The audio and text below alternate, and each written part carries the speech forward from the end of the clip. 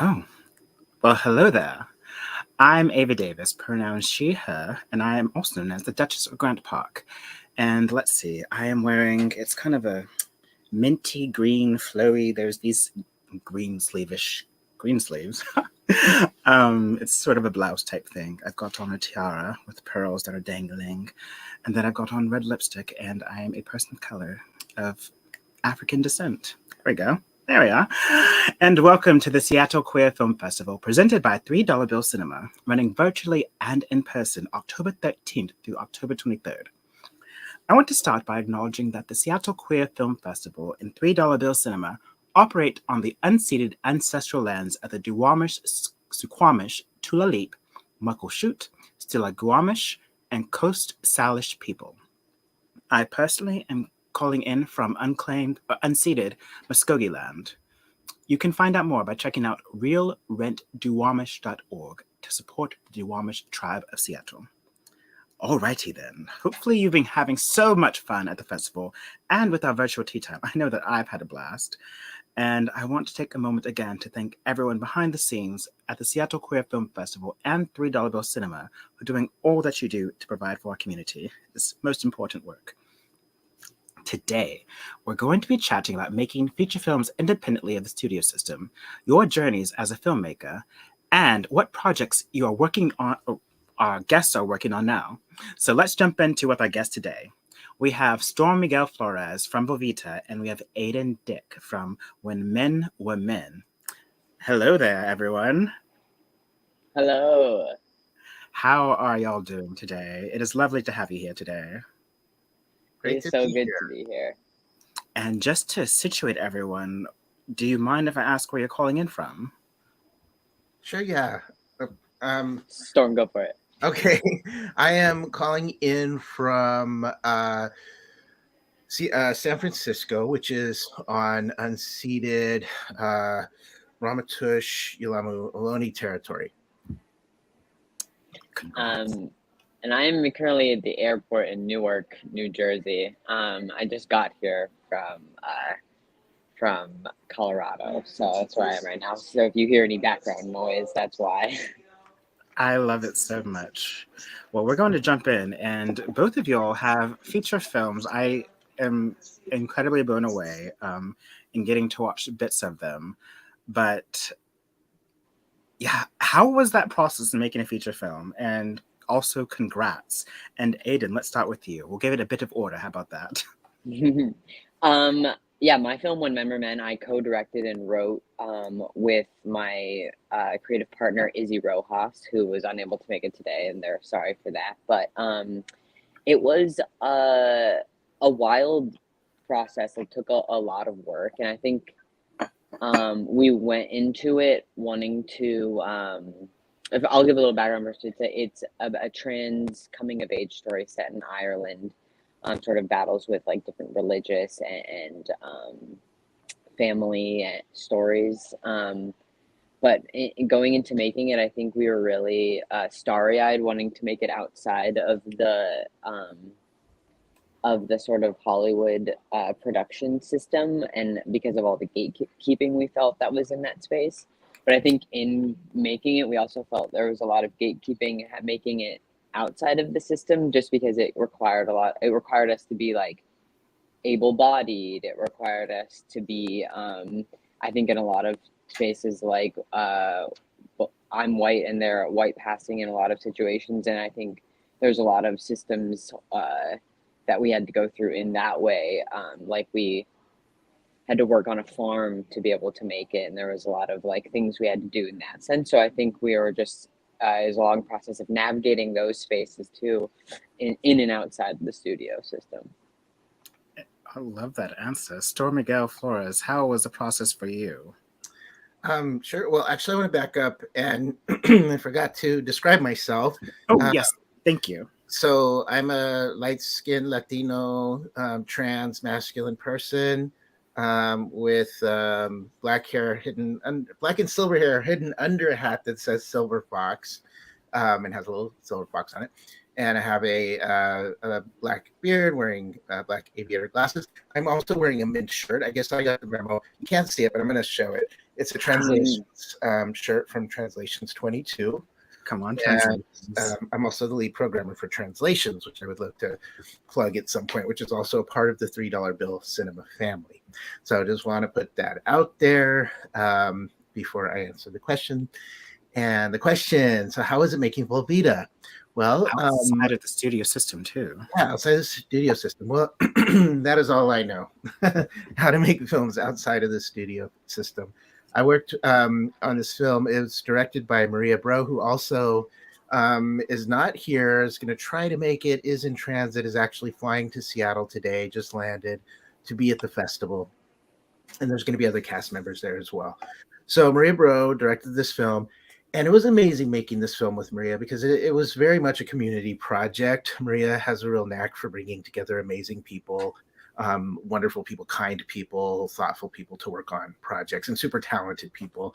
And so, making it was just really a kind of very down-home experience. Like, we spent a year and a half, a group of people that a lot of us already knew each other, working on our characters and developing our characters and doing improv. The whole film was improvised. We had some points and markers we knew we needed to make. We knew what the scenes were, but we improvised the whole film. So working on the film was just a very different experience and has inspired me to continue to work that way for my own film, for my next film. And I think working, people often ask what it's like to be in the industry, and I'm just like, no, don't really feel like I'm in the industry. I feel like I am an artist who always has to find a way to get my point of view out there if I have some kind of inspiration. And that's generally, it's a matter of like getting people together, doing crowdsourced fundraising, and making it happen one way or another, through grants as well. So Vulveeta was definitely made in that vein. Maria did a really beautiful job with that. And then Aidan, we're going to let you jump in and describe yourself real quick, and then I'm going to pop into the next question.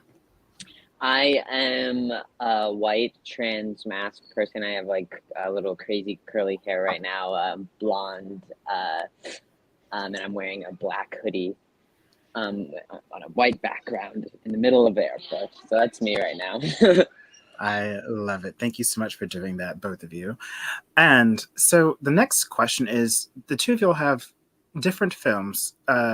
Vulveeta, I would describe it as a mockumentary, but I'm interested to hear how you would describe it. And then Aidan, the film that you worked on, it seems like a traditional narrative film.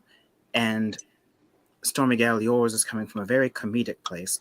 There were several moments where I just found myself giggling because the improv is like, when you had mentioned in the film, you're going on about working for this company, and anytime they're in a location, like, you do your thing, and it's so deadpan, it's so humorous. I love it, absolutely. And then Aidan, the poignancy in the clips I did see from your film, like, such different films, but I'm just interested to hear the process for each of yours. And then I guess, StormMiguel, we'll start with you and Vulveeta in the mockumentary process. Yeah, sure. Yeah. So definitely a mockumentary, or a rock-you mockumentary, if you will. It's definitely like, we kind of call it the queer Spinal Tap. It's about a aging group of people that used to be in a band together in the Riot Girl, in a Riot Girl band, or at least what they considered to be Riot Girl. And they're getting back together in their middle age. So basically, the lead singer comes back after taking off, after just disappearing on us when we were just about to, in our minds, make it big, and coming back 20 years later. What's that? A little bit, if you don't mind me spoiling it for a little bit. The reason that she goes away, where she's like, I never got a chance to do X, Y, and Z, and I was absolutely dying. Yeah, we won't really give spoilers, but yeah, her excuses are always just very off the cuff and weird, and she's very quirky. And she comes back 20 years later, is like, I want to do a reunion show. And my character, Gordon X Garcia, is really kind of resistant and doesn't trust her motives and is not having it. And yeah, it's very deadpan. Gordon X Garcia works for dogcon.com. A lot of us are in tech now, 20 years later. And my character never actually gets to go to the cons. I just basically get to tweet what they text me from the cons. So yeah, it was really fun making it. It is funny. Maria's hilarious. Everybody I got to work with, there were definitely moments on the film where I am cracking up. There's a scene where they're filming, there's two cameras back to back, and one of them was filming my reaction and the other one was filming another person's reaction. I was wondering how y'all did that. I was very curious. Thank you. There's a lot of different, but this one scene, it was Jet Grown and me, and we're getting both of our reactions as the scene is happening. And Jet Grown's reactions were so amazing, and I was dying laughing, and I had to like hold it in because I didn't want to mess up the sound. And we actually were able to get some of that in there, so it just shows up in the scene where I'm just like shaking and practically crying because I'm laughing so hard at the brilliance of Jay Aguilar, who played Jet Grown's responses. So yeah, definitely a comedy, definitely a mockumentary, definitely very silly. And then Aidan, pivoting to When Men Were Men, it's a really touching subject, and again, only seen clips so far, but I cannot wait to see the full film in totality. But how was filming that experience, and did I detect a bit of an accent in that film? We did both put on accents. I had a British accent, and Izzy had an Irish accent. We went full like actor, like we went to Ireland. We're like, we're gonna be these people. We're gonna like see this town and see what it's like. The cinematography is beautiful, by the way, like just absolutely gorgeous. Thank you so much. We joke that when filming in Ireland, we're like, well, if this doesn't turn out how we want it to, at least it'll be beautiful because Ireland's such a beautiful landscape and so green and lush. But we definitely describe this film now, like years later, having it come to fruition as like a coming of age film constructed like during our coming of age, which we feel like makes it very raw and personal, and like we both wrote it while we were in film school and then shot it right after, and while we were sort of in the middle of figuring all this out, and so we think we really figured out these characters while we were there and doing it.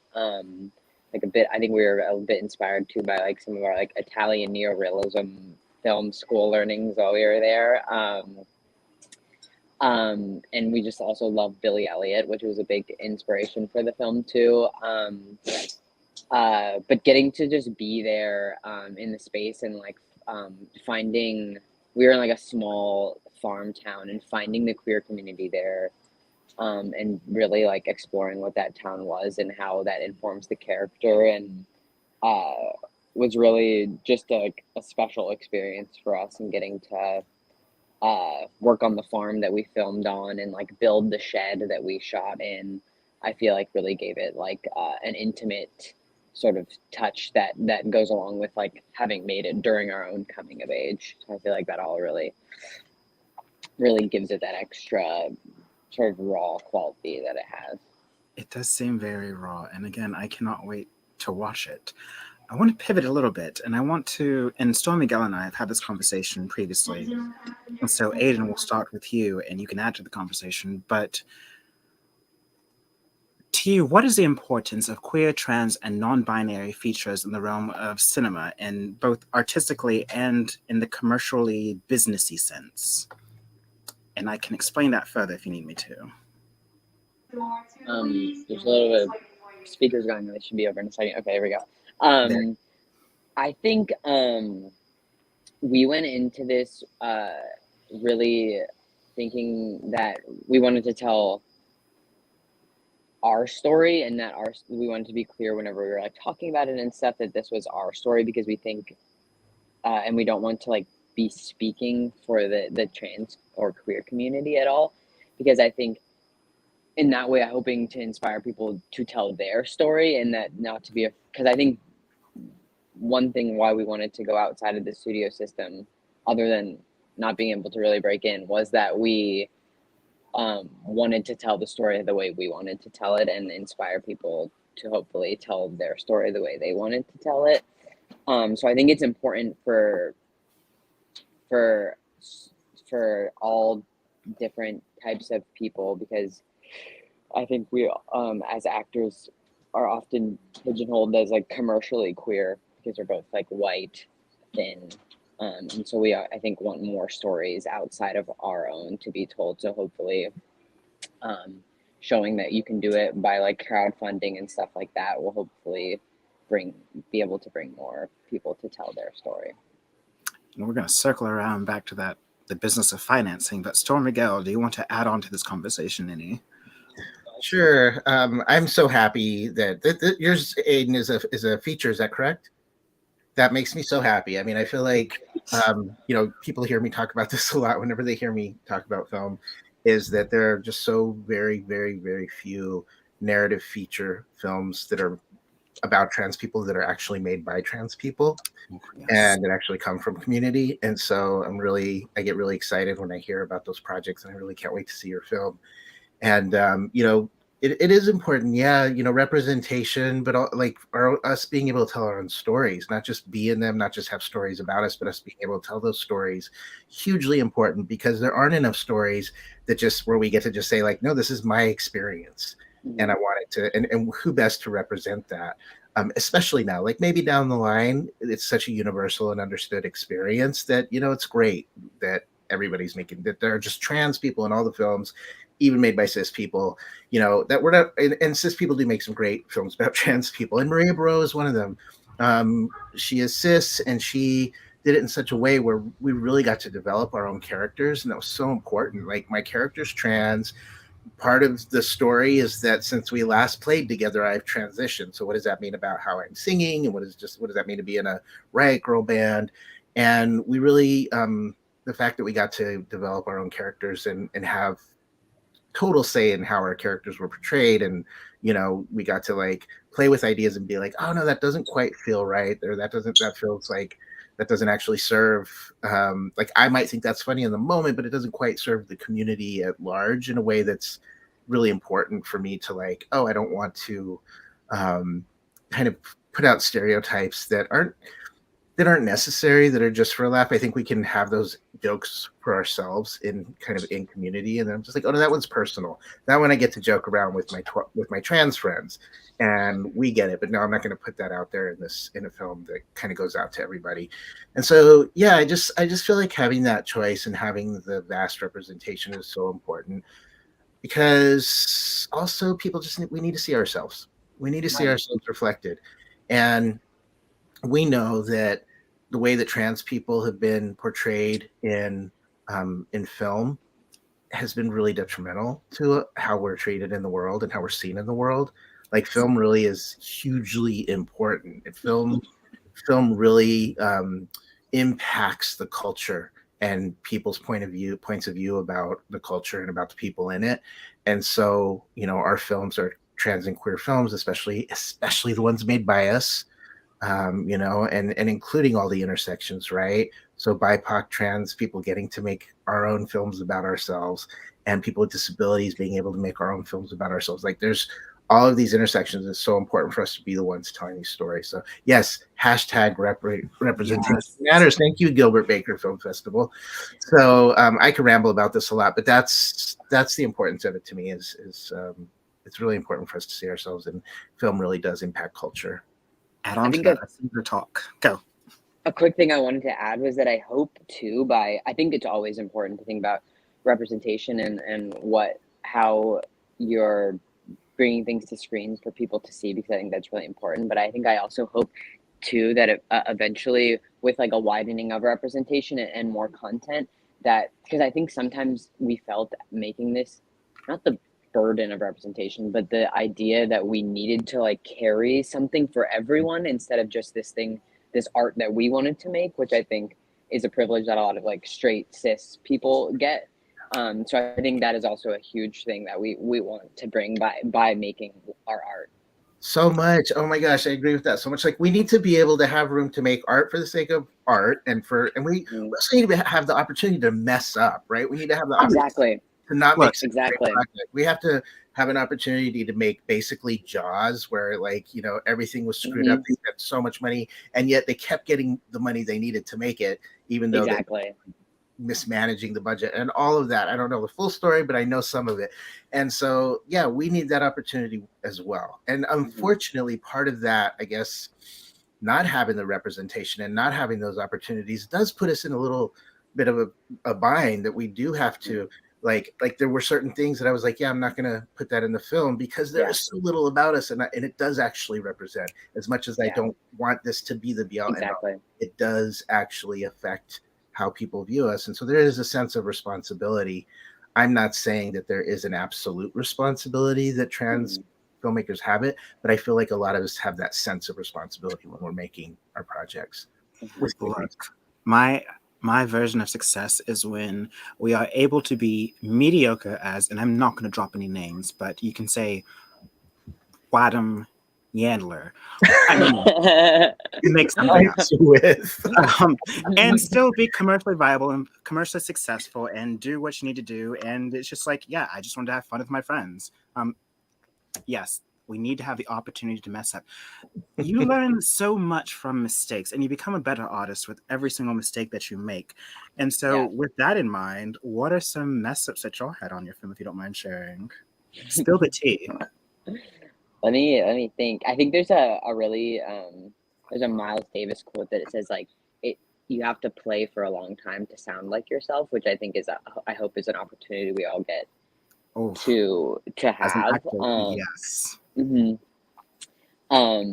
having the opportunity to play, because I think Izzi and I both, our next projects feel like not so along the lines of the narrative film we made here, but I'm trying to think of some mess ups that we had. I'm sure there was plenty. We were like a vagabond crew running around Ireland. Like, I know in my short film, there was a complete scene where they should have gotten this camera angle. And then upon watching, it's like, oh, why didn't we get that? Like, you learn for the next time. And then also, hiring a different person for a certain job. Not the DP. I don't want to drop names and get all messy. I'm not spilling that tea. But while you're thinking, or did you think of something? No. I don't know, Storm, do you have anything? I think just like you said, Ava, like you always learn for next time. And I do think there were things that we kind of understood making the film that because I edited the film, and that was a real challenging thing. Maria, the director, really wanted every scene to be different, like every take to be different, not every scene, but every take of every scene to be different. So, if we competitions camera angle, then when this camera angle happened, it was still like, don't do it exactly the same as you did last time, which is really great to kind of just get what's new and fresh, but made it really challenging for continuity to edit. And so, while we were editing, we really, I was supposed to edit the film, and it was just such a big task because of all of this. And I needed another mind on it that understood the film, that was there as much as I was. And so Maria, actually, we co-edited together. I kind of begged her. I was like, please come on and edit with me, director that hired me to edit. And so so it worked out great. I feel like we were a really great team, but there was a lot of oh, okay, note for next time. Oh, note for next time. We get oh, this would have made things easier in post-production had we kind of considered it while we were filming. And so, for example, we're doing a new film together that I'm directing, and as I'm I'm actually creating a script, even though a lot of it is going to be improvised. I'm personally feeling, because I'm also going to edit it, I want a script, and I want us to be able to have that available and have a couple different takes available that are really stick to the script. And then I want us to be able to play and also get takes that are us improvising and adding a lot of our own stuff. So yeah, just things like that. I think it's gonna it's just a matter of expanding your repertoire, really. I think that's when we learn those things, we're just expanding. And that was great for what it was. I love Vulveeta. I love how it came out. But I know what those challenges were in post. Yeah. We can move on from this topic, or you can chime in, Aidan. No pressure. I think the only thing I wouldn't do again, there's a part of our script or our movie where we're in a shed that's falling apart, and we built it by hand. And I think I cried every day when we were building it. So I think I'm no more handyman labor in that sense. That's something I learned, I think. Okay, I love that, absolutely. Well, that really kind of pivots to the next question that I have, and it's kind of a two-part question. But the first, and you can choose either or, but the first is really talking about how you raise the funds for your film and why we don't have more funds available. And then the second part of that question is how do you manage paying cast and crew when you're dealing with marginalized communities, and what does that look like for you and involving them in that? So you can take either question, both, or neither. It's a lot to know. All of ours was crowdfunded or financed by our own money. We had like 2 crowdfundings. We had one pre and then one post production. And it was really important to us to, I guess, outside of, because Izzi and I were the main actors and we did not pay ourselves, but we wanted to make sure everyone else that we were bringing on board that wasn't their project was getting paid above their like union wages, whatever their union was the actors union in Ireland or the production unions in Ireland. So that was a big important factor to us because we survive off of like the gig economy of the film world in LA. So we wanted to make sure that was we're only bringing in people to that space in a way that they could also be surviving off that. And that's the thing, surviving and paying sustainable wages so that it's a day rate where you can survive off of it, right? StormMiguel, what did financing look like for you, and sustainable or Sure, yeah. paying your cast and crew? That was a lot of Maria. I came on as a co-producer in post-production. So Maria did crowdsource fundraising, which I helped with a lot of that, just as far as getting the word out. We did a campaign together in post-production. And then she received a grant from San Francisco Arts Commission. The San Francisco, we have we have an amazing arts commission that supports and funds a lot of projects every year. And we've both been recipients of that. And so Vulveeta was one of the projects. And then I'm not sure what the others were, and I imagine probably some came out of Maria's own pocket, but we were all paid well. We didn't break it down to an hourly wage. It was just basically like, this is what we're going to pay you for this role. And then Maria has been, anytime more work has come up that I've had to do or things ended up taking longer, she's been really generous and in finding ways to make sure that I'm compensated for my time. But yeah, it's kind of one of those things when you're making a film together and you're friends, you kind of just like do whatever it takes to get it done. And then, in general, when I'm making film, just trying to find the grants, and do the crowdsource fundraising and do all the fundraising you can do to make the film. Because I find it's really important to pay people what they're worth. Pay people. I definitely try not to pay people less than what their union wages, what their day rate is.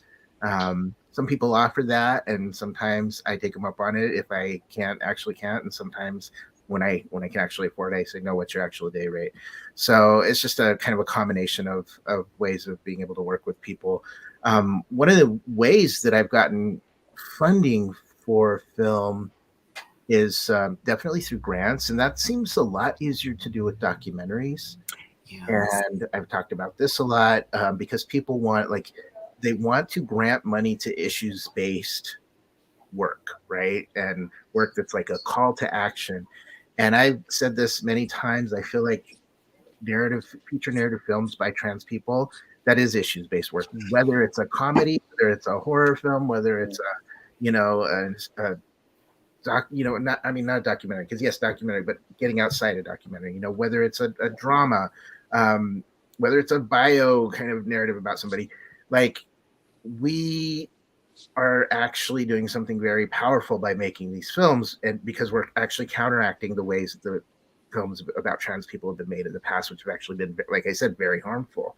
So to me, it is a political act to make these films because of the ways that we've been portrayed in film has actually truly harmed our communities. So Not only that, but our very existence, or at least for me, it feels like that. Our very existence is political, and you think of the laws that are sweeping this country right now, and it's especially absolutely, our trans and queer youth. yeah. Any And I want to advice? say though, I do want to say real quick is that funders, that's all funders want to see though. Funders, like people who want to fund your film, all they want to see is the ways that we're like traumatized and the Yeah. ways that laws are harming us. Like that's the story they want. That's what's like, yes, we want to give you money for that.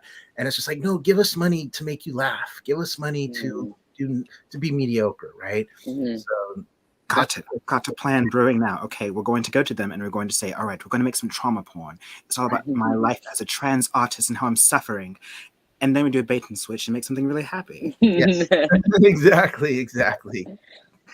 All right. Do you have any this is an election year in the US, and we are by existence nature very political bodies, but you don't have to wade into politics if you don't want to. But the elections are coming up next month, and we've got so many issues sweeping the country. Do you want to comment on anything? Yeah, it's one of those things. I really get how a lot of people, especially like the most marginalized of people in the most marginalized of community, people who are the most targeted, are just like, what is the point? The Democrats don't want to do anything for us either. And I agree. Like, I think both parties are not really trying that hard to help the people that are most vulnerable. Like, no one's really trying to get everybody housed. No one's really trying to keep, to get prisons shut down and defund police. Like that was popular for a minute among politicians, and now it's not. They're all actually turning and saying, no, we're supporting police, we're funding police. And so it's really frustrating. I just want to acknowledge it is so frustrating to vote. And that said, I vote every election because it's the one of many, many, many, many things I can do.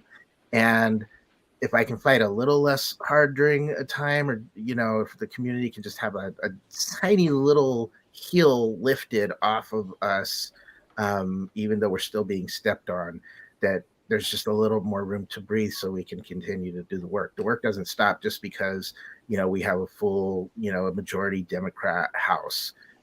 So yeah, I think like things that are on the line are trans rights, queer rights, reproductive rights, and all of those things will be affected with the election. And so I do hope people get out and vote for that reason. Aidan, would you like to weigh in any? Yeah, I agree with everything StormMiguel said here. Sorry for the noise behind me, but I also think it's really important to look into your not only the larger election but your local election too, because I think sometimes some of the biggest change you be made is like right in your community. Like I know in my district where we have rent control laws going on, which help a lot with people with housing. And so like really looking into your local politics too. And I know because all the jargon can be really confusing. Like I don't know what Prop 57 is supposed to mean. You like just like trying to find some sources you trust and doing some of that research. For the local elections especially, I like to call that out. There was something about after the 2016 election where it forced me to really go hyper local and realize there's not much I can do on a national stage unless somehow the Duchess becomes a national figure. But that aside, but what I can do is impact my community and the people around me. I can start there, and I actually love doing that and seeing the change in my community. Let's pivot for a little bit and let's talk about what y'all are working on next. How about that? And Aidan, we'll start with you since you spoke last. I am have a couple of projects coming up. I am a part of a film called Playland, which I'm really excited about. We're in the middle of it was funded, speaking of funding, funded by a studio, but still in the end we needed to crowdfund. Congrats! It's a queer film. a sort of ghostly reimagining of Boston's oldest gay bar, called the Playland Cafe. I did see the crowdfunding campaign for that. Yeah, you did. It's a beautiful, like, the costuming, the set, like everything is just so gorgeous in this film. I'm really excited for everyone to get to see it. Um, and Jordan West, the director, is such a visionary. They make incredible work, and I'm really excited. And then outside of that, Izzy and I are both working on new feature scripts. Theirs is actually was selected in the next round of the Sundance like labs, so I'm really excited for that film. Hopefully it gets through. And then which kind of ties into what we were talking about. It's about like a trans woman running, who's like a sort of socialite and like deciding if she wants to run for president. It's sort of like a satire. It's a fun script. And I'm working, and then I'm working on a script based on some research I did in the 1960s Berlin. It like centers queer couples separated by the Berlin Wall, and I really got interested by some like research I found on some like kink BDSM practices of like they would like trade like Stasi boots to do like kink play on the west side of Berlin. And I just got really interested in this like sort of idea of like morality and queerness during like this time where like worlds are really literally separated. So those are a couple of things that are coming up for me. Oh, I can't wait to see everything that you're working on and all the success on all the projects. But we're not done yet. StormMiguel. I did get to see a little bit of Playland, a very rough of submitted for a completion fund. So yeah, I'm so excited about that film. Yeah, magical. Yeah. Let's see. So I am working on another mockumentary with Maria Bro, which I had kind of mentioned before. It's something I've been thinking of for a while. And then on the set of Vulveeta, I just got more and more inspired to make it happen. And so it's called Welcome to Roswell.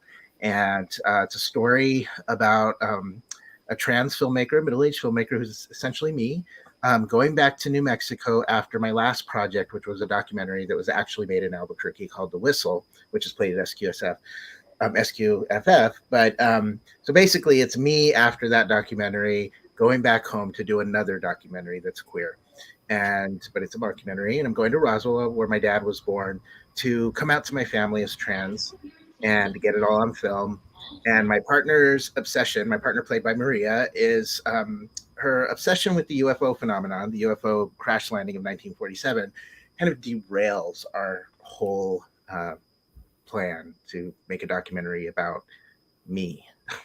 So it's a really fun film. We just went out and filmed the first kind of part of the movie that was just for a proof of concept reel. So I just want to make a short that shows people what how this film's going to start, what's it going to look like, and introduces folks to the two main characters.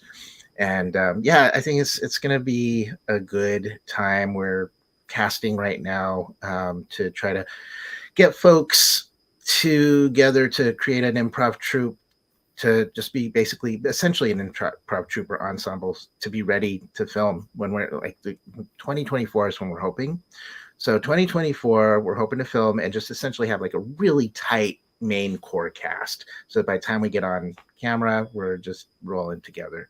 And then we're going to do part of a grant that I got. One of the kind of outcomes that I need to provide is some kind of live presentation, but that's going to be before we film and before the film's done. So next October, we're going to all get together after having just worked with an improv coach for 9 to 10 months. We're going to do an online improv show for the world or communities to see who we are, introduce our characters, introduce the concept of the film. And so that'll happen sometime next October. So it's been a pretty fun process, and it's fun to do these kind of non-conventional ways of making film and introducing characters. I love that so much, and I cannot wait to see everything.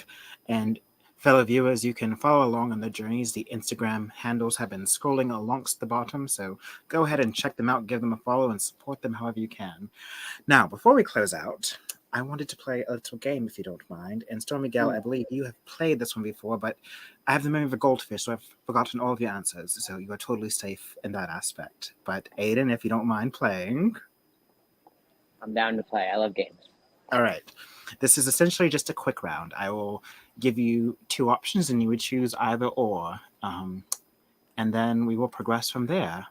All right. For example, tea or coffee? I'm coffee right now. Coffee. StormMiguel? Coffee. Okay. Mountain or beach? I'm gonna go mountain. Mountain. Same. Hey, I'm loving y'all already so much. Los Angeles or New York City?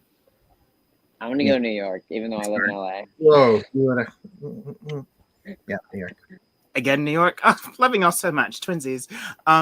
London or Paris? London. Choose carefully. Okay. Yeah, London for me too. Oh, I'm so sorry. Are we Well, messing up? goodbye. No, I'm kidding. No. The color blue or the color green? Blue. Blue. Okay. Okay, I'm just gonna deviate. Green. It's a hard one. Luckily, this drink is both right now, so he both. Red or yellow? Red. Red. Okay, love it, love it. Vegetable or fruit? Fruit. Vegetable. Okay, divided house, love it. Mm-hmm. Night or day? Night. Day. Oh, keep getting divisive. All right, now this next one. You don't have to answer. Both is also an answer in and of itself. I'm just putting it out there. I don't want anyone to come after you. But Beyonce or Rihanna? No. Hey, I'm gonna Rihanna. Okay. I was gonna go Rihanna too. But we're the queen. We love the queen. Right. We all love the queen. We all love the queen.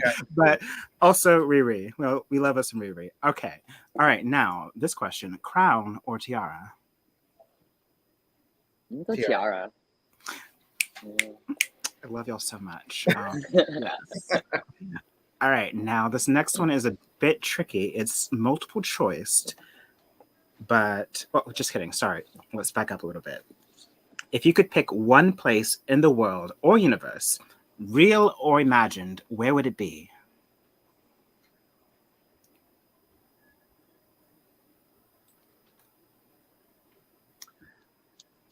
A place that brings you happiness and joy. Okay, yeah. My own home in Corrales, New Mexico. Just my home, my own space, my own acre of land. Corrales, New Mexico. Okay. But not Corrales, my home in Corrales. Home in Corrales. Very specifically, this imagined space that I have there. Your home in Corrales. Okay. I love my bedroom, wherever I am set up. I'm a real bedroom person. But for some reason I feel like recently Europe's been calling me, so I'm gonna say my bedroom in Berlin. Bedroom in Berlin. I love it so much. Oh my God, this is gonna be so much fun. Okay. Now this next one is a bit multiple choice, and I can repeat if necessary, but you're just going to choose one. Barony, Viscountcy, March, County, Principality, Duchy, or Kingdom, Queendom, or Queerdom. Those are all three as one, really. And I can repeat if necessary. Let me go with county. County. Oh, okay, Aidan. For some reason, Principality came out. Principality. I like that one. Okay. Alrighty. Well, Aidan, I dub you the Principex of the Principality of your bedroom in Berlin. Oh. And StormMiguel, I dub you the Count of your home in Corrales, New Mexico. I think I got that right. I'm honored. You're welcome. Find a name for my home, my imaginary home out there, and Oh, then what is it? I don't know yet, but I'm gonna Oh. find. You know, like here, it's probably gonna be that there Rancho Flophelian because that's a combination of my sweetie and I's last names. So maybe it'll just be the Count of Rancho Flophelian. Oh, I love it. That's I want nice. to watch this movie. Me too. Thank you so much for coming and joining us at Tea Time and talking about filmmaking. And I feel like this conversation actually could have gone on much longer and had so many different areas to go in. But that is what next time is for, the next time we see each other. Yay. Can I say one Yeah. quick thing? You sure can. Go see Vulveeta tonight at 9 p.m. if you're in Seattle. Maria's going to be there. There's going to be like, I think 4 other cast members there. They're all awesome. Go say hi to them. They're beautiful, wonderful people. And I think you'll laugh. I think you'll have a good time. So 9 o'clock at Northwest Film Forum tonight. And that's Friday. What's today's date? I don't know. The 21st. Yeah. And Aidan, I believe they can catch your film tomorrow evening, no? Yes, tomorrow evening No, just kidding. or 23rd, Sunday. Sunday evening, at 2:30, I believe. It is scrolling at the bottom. We can. Oh yes, at the Northwest Film Forum. I knew all that. But yes, I'm so excited for you guys to see it. I wish I could see Vulveeta. I hope I get a chance to see it. I hope you do too. from It's others. hilarious. Absolutely. It sounds amazing. It is. Yeah. Thank you again so much for joining us, you all, the both of you. And to our viewers, thank you so much for tuning in to Tea Time with more. Ava Davis, your host, the Duchess of Grant Park. And I hope you go and enjoy the festival in person. I heard that it's finally rained there, so the smoke kind of cleared out. But go out, celebrate, be queer, and celebrate your queer magic. Yay. Bye, Thank you. everybody.